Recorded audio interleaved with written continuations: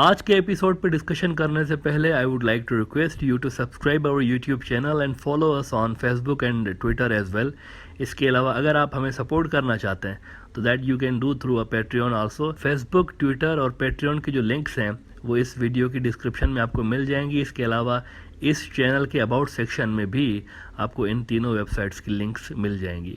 Myanmar की जानिब से पिछले 3 हफ्तों में कल रात तीसरी बार हमला हुआ है बांग्लादेश के ऊपर। कल रात 8:30 बजे म्यांमार की जानिब से कई मोटर शेल फेंके गए हैं बांग्लादेश की सरहद के अंदर, जो कि बॉर्डर पर मौजूद रोहिंग्या कैंप के ऊपर सीधे आगे गिरे हैं, जिसमें एक रोहिंग्या मुसलमान शहीद हुआ है और 6 लोग घायल हुए हैं। बांग्लादेश और म्यांमार के दरमियान बॉर्डर के पास एक नो मैन्स लैंड बना हुआ है, एक बफर समझ लें, एक बफर बना हुआ है। अब इस बफर में 4000 रोहिंग्या पे मुश्तमिल एक कैंप बना हुआ है, उसको म्यांमार ने डायरेक्टली हिट किया है।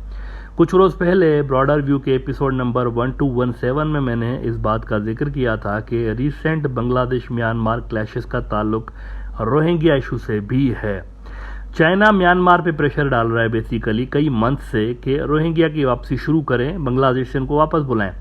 लेकिन म्यांमार ने इन इलाकों में मिलिट्री ऑपरेशन तेज करके ये केस बिल्ड करने की कोशिश की है कि we can not take them back for now since these areas are still disturbed. Arakan army से म्यांमार मिलिट्री जनता की डील हो गई थी कुछ साल पहले, 1-2 साल पहले उनकी डील हो गई थी। दोनों ने इन इलाकों में एक तरह से सीज फायर कर दिया था, हमले बंद कर दिए थे। लेकिन अब अचानक से उन इलाकों में दोनों के दरमियान शदीद लड़ाई दोबारा शुरू हो चुकी है और इस लड़ाई में बार बार बांग्लादेश की सरहद के अंदर हमले हो रहे हैं। कल रात जो हमला हुआ है इसके लिए भी ये कंफर्म नहीं कहा जा सकता कि ये हमले वाकई मिलिट्री जनता ने किया है या अराकान आर्मी के लोगों के मोटर शेल इधर गिरे हैं, ये स्टिल क्लियर नहीं हुआ। लेकिन मोस्ट प्रोबेबली मिलिट्री जनता ने ही ये कार्रवाई की होगी। अल जजीरा रिपोर्ट कर रहा है कि motor fired from Myanmar kills Rohingya youth in Bangladesh. अच्छा, ये जो 6 लोग मैंने आपको बताया कि जख्मी हुए हैं इस हमले में, 4 उनमें से बांग्लादेशी हैं, ये कोई रोहिंग्या नहीं थे। 4 वो जो जख्मी हुए 4 बांग्लादेशी हैं, 2 रोहिंग्या थे, जबकि जो बंदा शहीद हुआ है वो रोहिंग्या का है, सिर्फ 18 साल का नौजवान था। अब तक बांग्लादेश 3 मरतबा म्यांमार के सफीर के सामने प्रोटेस्ट कर चुका है रिसेंट हमलों के नतीजे में। देखें, अचानक से जंगें छिड़ रही हैं आजकल के ज़माने में। हम ऐसी दुनिया में रह रहे हैं, इतनी अनसर्टेन दुनिया है। आप देखिए, आज़रबाईजान और आर्मेनिया के दरमियान ऐसा होगा कोई सोच भी नहीं सकता था, अचानक से हो गया ना। चलो, जंगबंदी हो गई, गुज़िश्ता साल लड़ाई हुई, सारा कुछ हो गया, जंगबंदी हो गई, लेकिन फिर पता भी नहीं चला, अचानक से क्लैशेस हो गए और 150 के ऊपर लोग अब तक वहाँ पर जान बहक हो चुके हैं। किर्गिस्तान और ताजिकिस्तान दोनों सेंट्रल एशियन मुल्क हैं। एससीओ की मीटिंग से 1-2 रोज़ पहले दोनों के दरमियान अनएक्सपेक्टेडली क्लैशेस छिड़ गए। अच्छा, बाय द वे, एससीओ की इजलास का थोड़ा सा यहाँ पर आपको ब्रीफ कर दूँ कि अफ़गानिस्तान नहीं गया वहाँ पे। अफ़गानिस्तान को जाना चाहिए था, लेकिन थोड़ा सा उनकी डील अमेरिका के साथ यूँ भी हो रही है कि तकरीबन यूँ समझिए कि वो जो $7 अरब अमेरिका ने उनके फ्रीज करके रखे थे फॉरेन रिजर्व्स उनके, उसमें से $3 अरब अमेरिका ने अनफ्रीज कर दिए हैं, वो इनको मिल जाएंगे जल्दी। तो इस वजह से भी शायद उन्होंने इस वक्त जाना मुनासिब नहीं समझा कि वो पैसे हमारे $3 अरब आ रहे हैं, ऐसा ना हो कि एससीओ में चले जाएं और वो पैसे हमारे रुक जाएं और डिले हो जाएं। तो वहाँ पर ये डेवलपमेंट हो रही है। लेकिन बहरहाल एससीओ की इजलास से 1-2 रोज़ पहले किर्गिस्तान और इनके दरमियान, ताजिकिस्तान के दरमियान अनएक्सपेक्टेडली क्लैशेस छिड़ गए। इसी हफ्ते ये सारी डेवलपमेंट्स हुई हैं। ग्लोबल हालात आप देखें बड़े अनसर्टेन किस्म के हैं, इसीलिए ज़रा एहतियात की ज़रूरत है। रोहिंग्या के मामले में, म्यांमार और बांग्लादेश के मामले में ज़रा एहतियात की ज़रूरत है इस वक्त, कि ऐसा ना हो कि यहाँ पर भी कोई बड़ी जंग छिड़ जाए। वैसे एंटी मिलिट्री जनता जो फोर्सेज हैं वो तो ज़रूर चाहेंगी कि बांग्लादेश और म्यांमार की लड़ाई हो जाए आपस में, because this will divert Myanmar military junta's attention from internal civil war also, और थोड़ा सा वो बाहर भी इंगेज रहेंगे और कई फ्रंट्स पर अगर वो इंगेज भी होंगे तो कमज़ोर होंगे यकीनी तौर पर। तो वो तो एंटी मिलिट्री जनता जो फोर्सेज हैं वो तो चाहेंगी कि ये लड़े आपस में। तो कुछ नॉन स्टेट एक्टर्स भी हो सकता है कि यहाँ पर कोई ऐसी कार्रवाइयाँ कर रहे हों, इस तरह के रोल प्ले कर रहे हों कि ये दोनों मुल्कों में जंग हो जाए।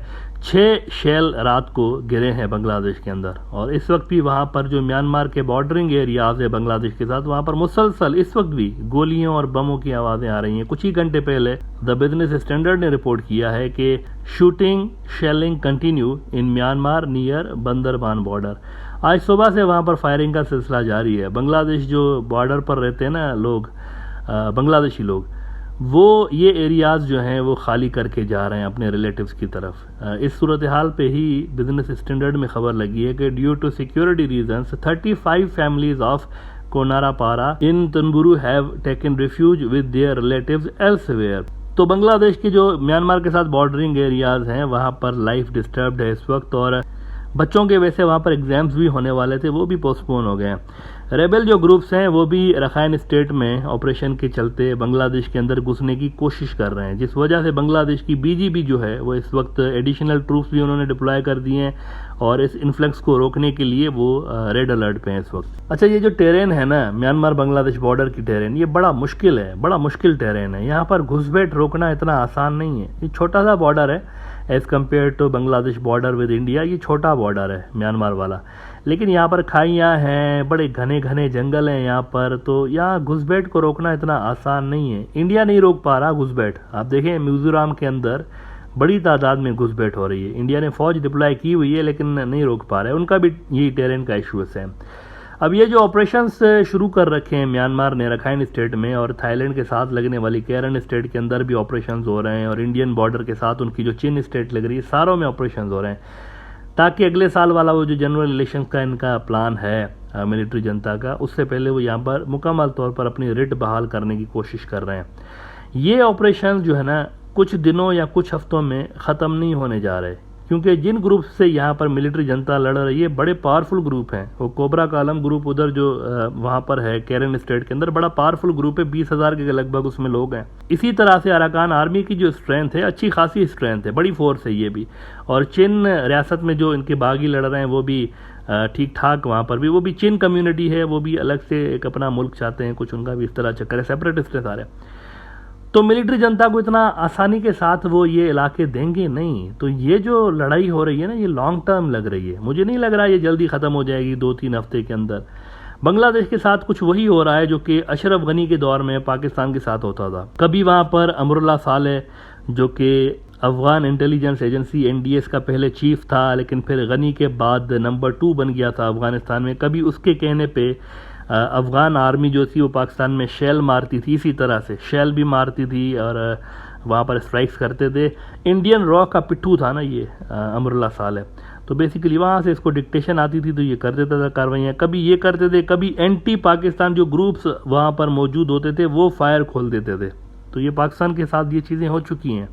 तो मेरे हिसाब से इसका जो हल है ना, सोल्यूशन, वो भी बांग्लादेश को पाकिस्तान वाला सोल्यूशन अडॉप्ट करना चाहिए। पाकिस्तान ने क्या किया, इसका हल ये निकाला कि बॉर्डर पूरे की तरफ उन्होंने फेंसिंग लगा दी, बाड़ लगा दी अपने तरफ। वहाँ पे वो जो नो मैंस लैंड है उधर नहीं, बफर में नहीं, अपने तरफ, क्योंकि फिर बफर में अगर वो लगाते हैं तो म्यांमार कह सकता है कि ये तो नो मैंस लैंड है और ये इस तरह से, लेकिन अपनी साइड पे बांग्लादेश तो लगा सकता है ना। तो मेरे ख्याल से यहाँ पर फेंसिंग का काम शुरू कर देना चाहिए और मुकम्मल तौर पर इसको सील कर देना चाहिए, बल्कि वहाँ पर नई चेक पोस्टें भी बड़ी तादाद में वहाँ पर लगानी चाहिए परमानेंट लेवल की।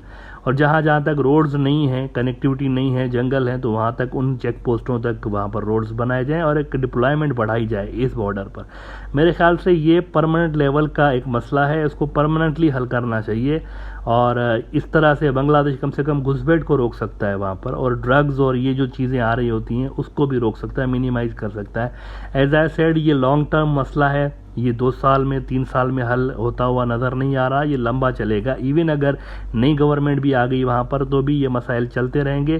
सो permanent issues needs permanent solution. Bangladesh को यहाँ पर फेंसिंग पे काम करना चाहिए और ज़्यादा चेक पोस्टें लगाने पे और डिप्लॉयमेंट पे काम करना चाहिए।